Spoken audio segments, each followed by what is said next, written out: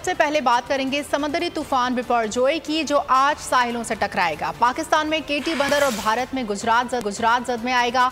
इब्तिदाई 2 घंटे तेज बारिश की पेशगोई है। महकमे मौसमियात के मुताबिक बारिश का पहला स्पेल खतरनाक और हवा की रफ्तार गैर मामूली होगी। तूफान कराची से 225, ठट्टा से 235 और केटी बंदर से 155 किलोमीटर के फासले पर मौजूद है। तूफान के अतराफ हवा की रफ्तार 180 किलोमीटर फी घंटा है। कराची के करीब समंदर में शदीद तुग़यानी, हॉक्सबे पर लहरें 30 फुट बुलंद हैं। पानी सड़कों पर आ गया। ठट्टा के 10 देहात ज़ेरे आब।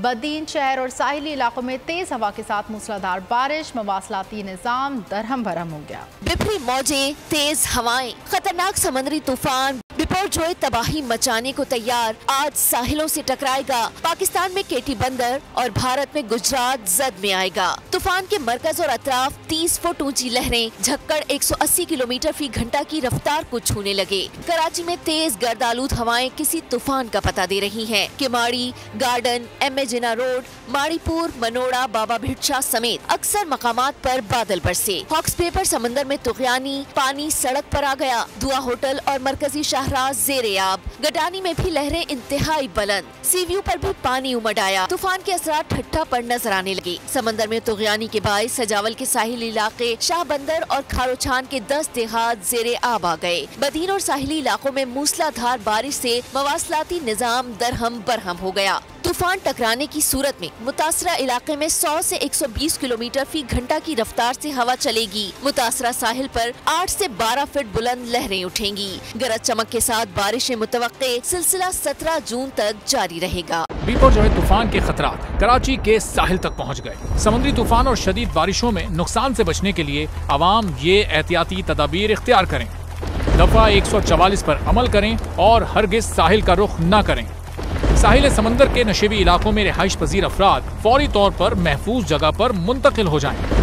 दौरान बारिश और आंधी में गैर जरूरी बाहर निकलने से परहेज करें। तमाम जरूरी अद्वियात प्लास्टिक के बैग में अपने साथ रखें। बिजली के तार और खंभों से दूर रहें और उन्हें हरगिज ना छुएं, ये जानलेवा हो सकती हैं। गाड़ी चलाते हुए एहतियात करें और स्लो ड्राइविंग करें। गाड़ियों और मोटरसाइकिल को बिजली के खंभों के नीचे पार्क मत करें। दरख्तों, साइन बोर्ड और पीएमटी के नीचे खड़े ना हों। जनरेटर या पानी की मोटर को गीला होने से हत्तुल इम्कान बचाएं। सिंध हुकूमत और एनडीएमए की जानिब से अवामी इमदाद के लिए हेल्पलाइन नंबर जारी किए गए हैं। अवाम से गुजारिश है किसी भी इमरजेंसी की सूरत हाल से निपटने के लिए स्क्रीन पर मौजूद इन नंबर्स पर फौरी राब्ता करें। आंधी और तूफान से बचने की दुआ। ए अल्लाह, इसे रहमत बना और इसे अजाब ना बना। ए अल्लाह, इसे नफे वाली हवा बना और नुकसान वाली हवा ना बना।